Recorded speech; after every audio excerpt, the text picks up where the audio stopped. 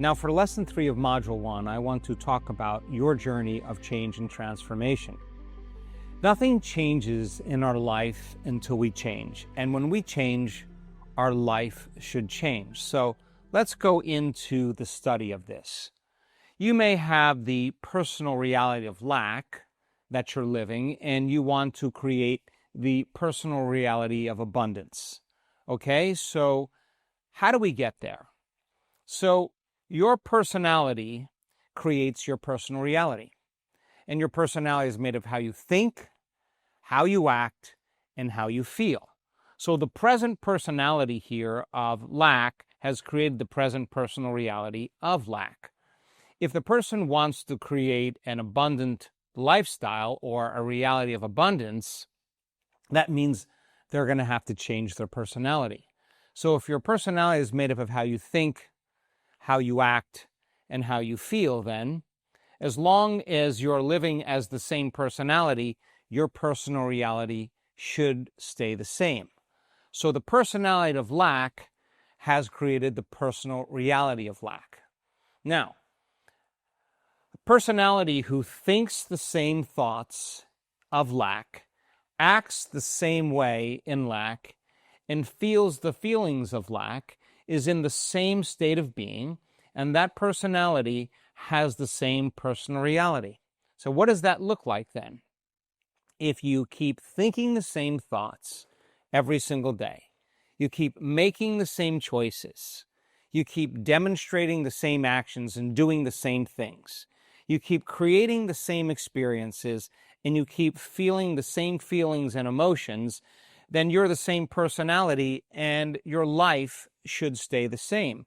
That's because you're staying the same. And your biology, your neurocircuitry, your neurochemistry, your hormones, and even your gene expression stays the same because you're staying the same. Keep thinking the same thoughts, keep making the same choices, keep doing the same things, keep creating the same experiences, keep feeling the same emotions. Nerve cells that fire together wire together, and now we're programmed to behave in a very particular future based on what we've done in the past. Okay, so now here's the same personality of lack. Here's the same personal reality of lack.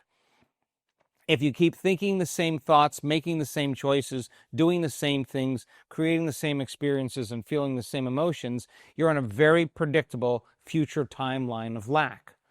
Okay, so then, if this is the personal reality of lack and that's the personal reality of abundance, how do we get there? How do we get from here to there?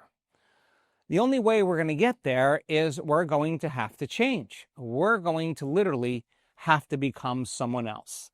That means the personality of lack has to become the personality of abundance. We literally have to become someone else.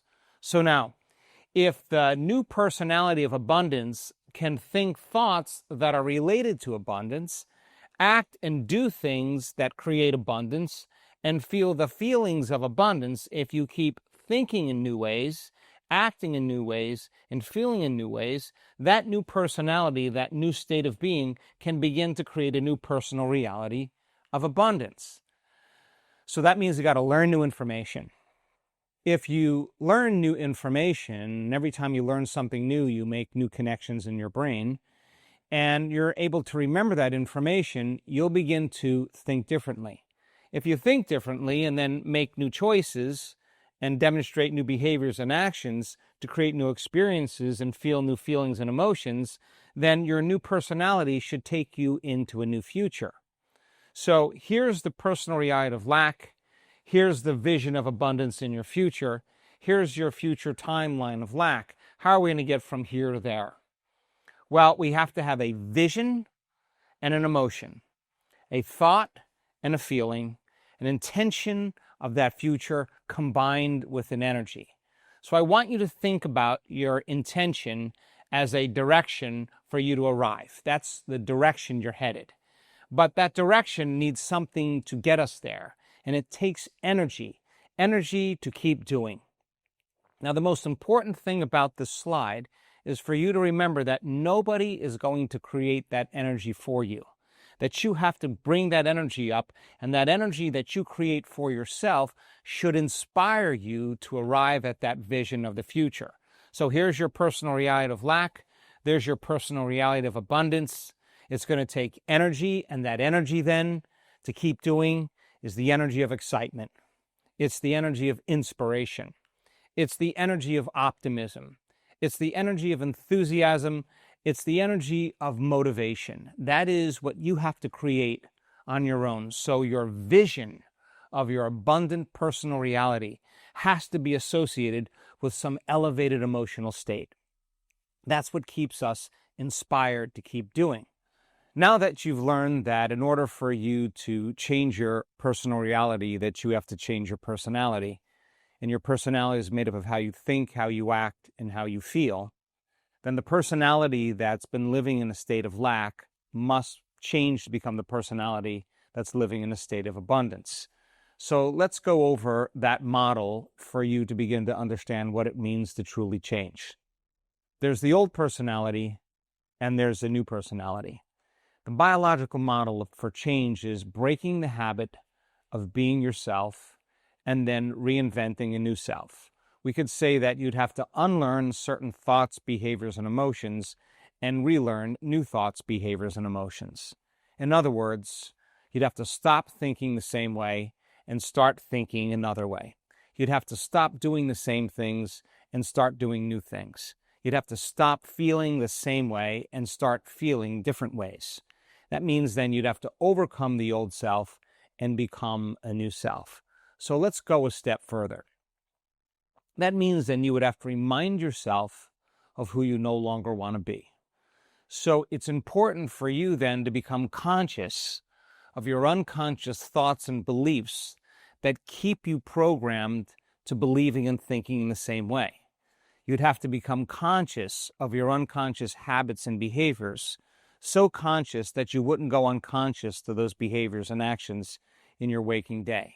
And you'd have to look at the emotions that you live by and those feelings and decide if these emotions and feelings belong in your future. So the first step then for you to truly change then is for you to come up against the personality of lack and scarcity. So it's important for you then to write down a thought or a belief that keeps you from that vision or goal.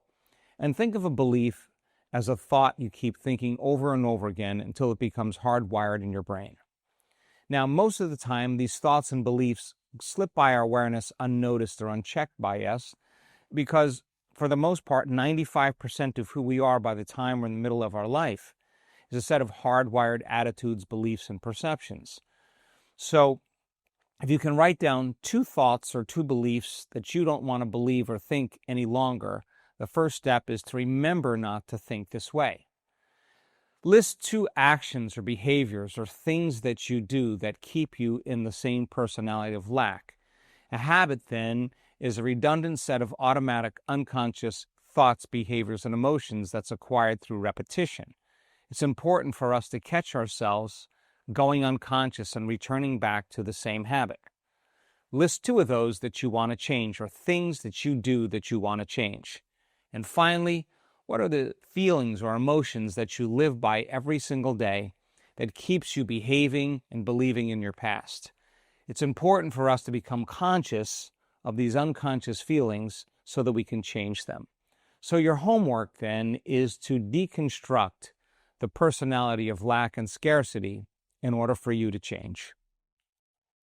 Now, it's also important for us to remind ourselves of who we do want to be. So you have to remind yourself of who you want to be. Think about those qualities and characteristics of an abundant personality.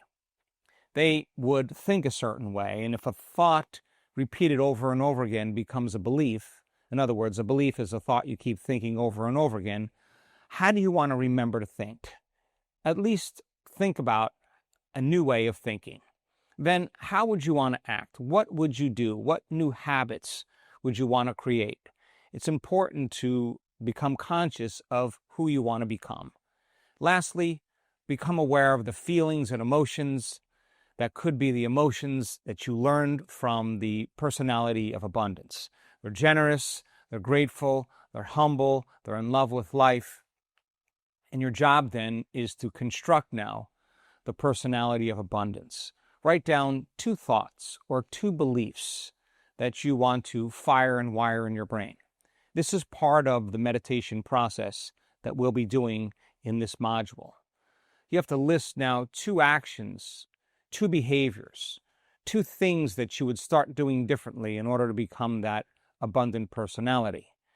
And then you would have to create the feelings and emotions of that abundant person ahead of actually becoming abundant. Keep thinking differently, keep acting differently, keep feeling differently. You begin to create a new personality, and that new personality begins to create the new personal reality.